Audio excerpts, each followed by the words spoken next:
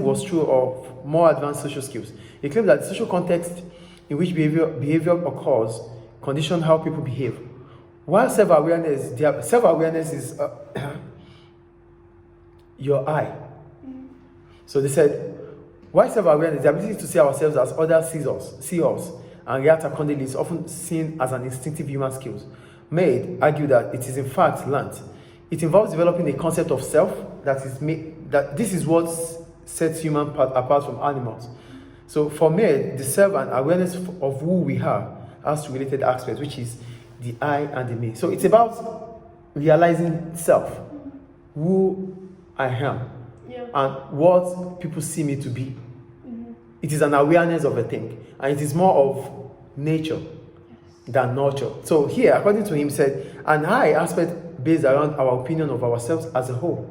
We each respond to the behavior of others as an I. Mead called this unsocialized self. So we respond based on what they do to us. So I can't take this. It's an I can't take this. Why did you do this to me? Did you get it? Yeah. So that's the I and the me. So the I comes because it is part of your unsocialized self.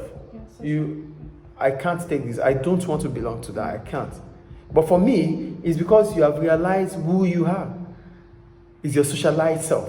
Yes. Do you get what I'm saying? Or I should repeat it? Yeah, I understand. I am make difference. Yeah. Okay, so for me, it's an aspect that consists of that awareness of how others expect us to behave. But how we see things is the I. But how we expect others to see us or behave to us is the me. Yes. Do you get it? Yes. Why did you do that to me? Why? Do you get the point? So a me aspect that consists of an awareness of how others expect us to behave in a given situation. Mead call this the social self because it develops through socialization. So we can illustrate this idea in the following way. If you accidentally put your hand in a fire, the I is expressed by how you react to the pain. But the me, however, specifically conditions how you choose to express that pain. So your reactions will be conditioned by factors such as who you are, where you are, who you are with. Who you are, a child, an adult, a male or a female. That would talk about the I and the me. Where you are you alone? Are you at home? Are you in a public area? The environment you are at that present time when the situation occurs also has an impact. And the last one is who you are with. Are you with your family, friends, or strangers? So the way you behave with your family will be different from the way you behave with strangers and friends. So there are always going to be these things about our attitude using the I and the me. It has to change because you are in separate different conditions. If you are a young child, for example, your reaction to being burnt may be to cry. If you are a young man, you may feel that crying is not a socially acceptable reaction. Here, you burnt your hand, but because you are a child, you have to cry. Yeah. But as an adult, you're like, Let's handle. why would I cry? It's not socially acceptable. Yes. Crying. Just like a man, you wouldn't see a man cry out there.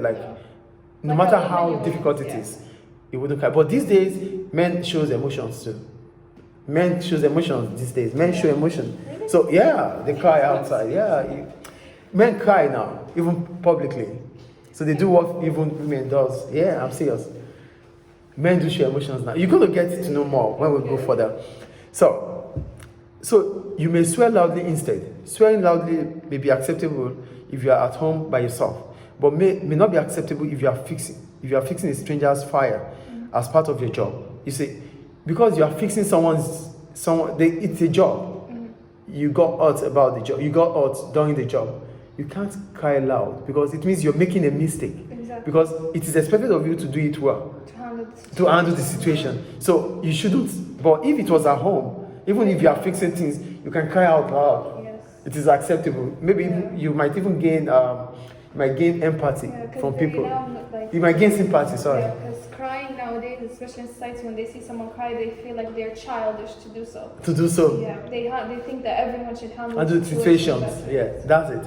So, but we will look at it and we have to understand that it depends on where we are, who we are with, and who we have. Yeah. So the presentation of self, are you there? Yeah. Okay. The presentation of self. If the social context of an act changes both in its meaning and how people react, it follows that an awareness of self is constructed and developed socially. For Goffman in 1956, he argues that who we believe ourselves to be, our sense of identity, is also constructed socially through how we present ourselves to others. Wait, so is it you? Yeah, the presentation of self. Okay. Yeah, I forget about that. It's about crying and laughing. So what happens with crying is the same that happens with laugh. So there are some places you don't want to laugh out. Loud, yeah. That's about that. Places. I think it's clear. Yes. So we go to the presentation of self. So how do we present ourselves? So sometimes we need to be aware that our identity, the society is constructed, is socially constructed. So it means whatever happens in that society is being put together by some unknown forces. Okay? So according to Goffman, he argues that who we believe ourselves to be, our sense of identity, is also constructed socially through how we present ourselves to others. So if I come in here and my presentation to you doesn't seem to be a teacher, you would immediately tell me that, you will immediately know that I am not a teacher. Yeah. But my presentation, my identity will be known based on how I approach you, and do you understand? That is the point there. So for Goffman proposed a model of self and identity in which he describes social life as a series of dramatic episodes. People are actors. Sometimes they write and speak their own lines. This is their personal identity. Sometimes they follow lines that are written for them.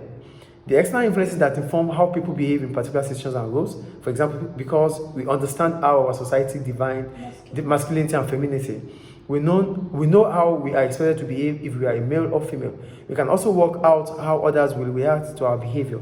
We can see ourselves as others do and adjust our behavior so as to try to make the impression on them that we want to achieve.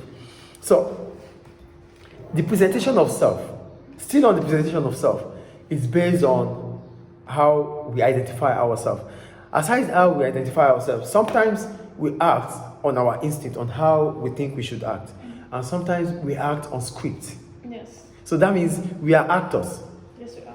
We are. So an actor that we are could be based on how we are or what people want or the society wants us to be. Do you understand? So we can adjust. Mm-hmm. That is the point. So we have our ways, we have our attitudes, we have our behaviors. But if in a certain situation, it is expected of us to behave in a certain way, then we are reading a script. Yeah. Because it is not